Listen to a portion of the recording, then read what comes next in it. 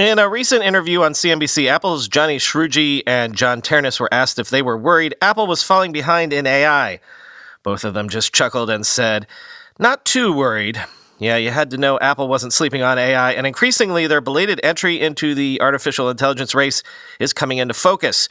Researchers from Apple and Columbia University have released Ferret, an open-source multimodal LLM that can recognize and describe any shape in an image.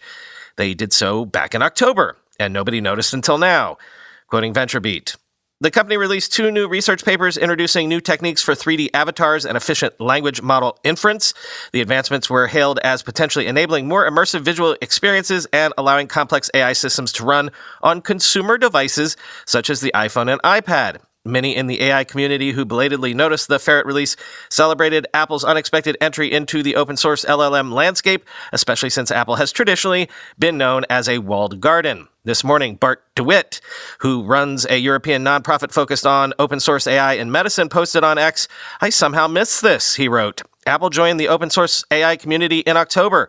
Ferret's introduction is a testament to Apple's commitment to impactful AI research, solidifying its place as a leader in the multimodal AI space. P.S. I'm looking forward to the day when local large language models, or LLMs, run on my iPhone as an integrated service of a redesigned iOS, end quote. So Apple phones already have those custom neural chips in them that excel at running machine learning, right? If they can run this LLM locally on device, that would satisfy their security and privacy bona fides. More on that in the next segment. What's interesting is how they did this. The name of the paper is Efficient Large Language Model Inference with Limited Memory.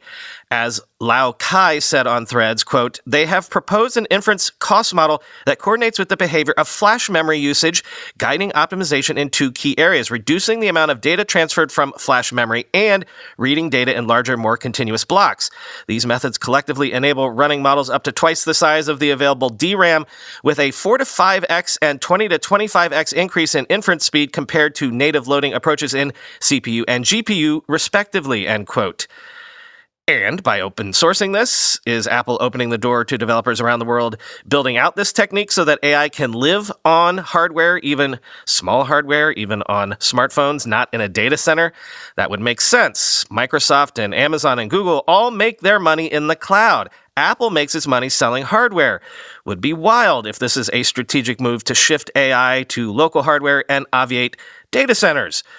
Long way away from that, but still, as CS Penn said on Threads, quote, "Do you see where Apple is going? If they can get mixture of experts to run at 2x in the available DRAM and get 20 to 25x increases in inference, you could run Mixtral at top speed on a MacBook, paralleling GPT 3.5 performance on a consumer laptop," end quote.